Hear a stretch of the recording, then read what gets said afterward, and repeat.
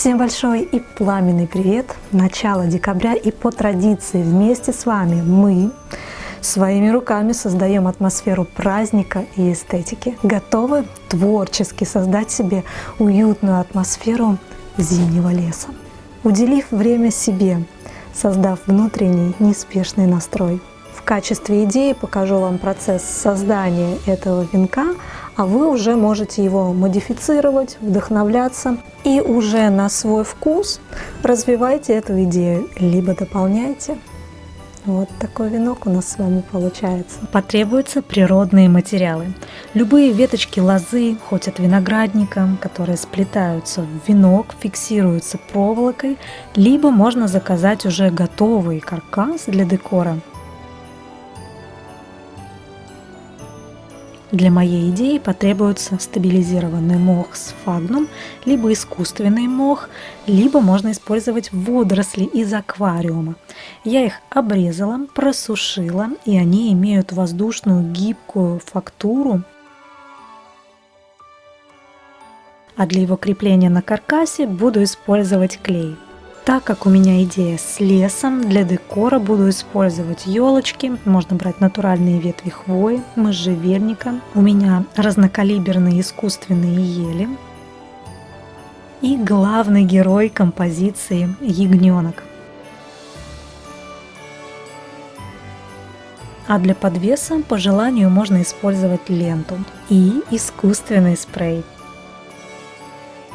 Разложив весь декор, я поняла, что оттенки мха, ели не гармонично сочетаются, и у меня в принципе недостаточно мха, чтобы покрыть весь венок. А вот оттенок водорослей идеально тон в тон с декором деревьев, и при этом его у меня много, и он более воздушный, поэтому буду использовать только его. Разделяю водоросли на примерно равные части и слегка скатываю их в шар. Так будет удобнее пользоваться и крепить заготовки, создавая ровный край венка. Как приятно работать с этими водорослями. Они гибкие, не ломаются, легко поддаются формировке, создается текстура и воздушность одновременно. Клеем прохожусь по основанию венка. Можно воспользоваться и горячим пистолетом.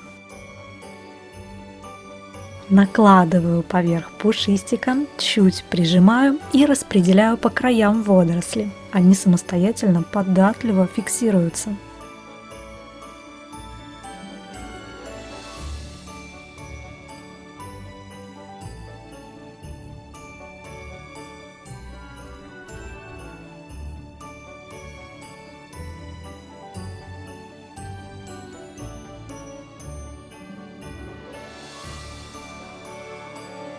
Теперь конусными елочками будем создавать внутри венка объемный сюжет, простраивая визуальную глубину по плановости. Ближе к краю внутренней части венка, посередине основания, фиксирую первую ель. Теперь беру елочку на размер меньше. Кстати, для удобства крепежа шляпку ствола можно снять. Так удобнее добиться устойчивости дерева за счет того, что основу можно продеть через прутья венка и надежнее елочку прикрепить. Позади первой ели крепим чуть меньшую. Теперь самую маленькую елочку из набора располагаю на переднем плане рядом относительно первой ели. Это такой увлекательный творческий процесс, входишь во вкус мгновенно. Ягненка разместим по центральной части, как будто он в лесу между елей выглядывает и интересуется, что тут такого захватывающего у вас происходит. Возвращаемся к хвойникам и на противоположной стороне высаживаем высокую ель, крепим на клей практически в дальней крайней части венка. Самую маленькую елочку размещаем рядом, но на несколько миллиметров дальше. А для более визуально приятного пространственного простроения глубины пространства можно самую маленькую ель разрезать пополам и зафиксировать ее на переднем плане. От самой высокой ели в комплекте отсекаем макушку и получаем еще более маленькую елочку. Приклеиваем ее между передней и дальним хвойниками. Эстетика выстроенного, детально проработанного, объемного переднего и заднего планов обрамляют главного героя. Я в восторге от результата. И сейчас усилим эффект искусственным снегом, подчеркнем фактуру, воздушность и детали водорослей.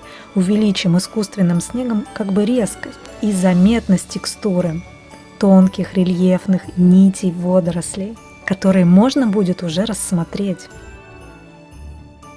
И теперь нам остается только оформить крепление лентой. Повязываем узел, клеим узелок к веточкам венка с обратной стороны.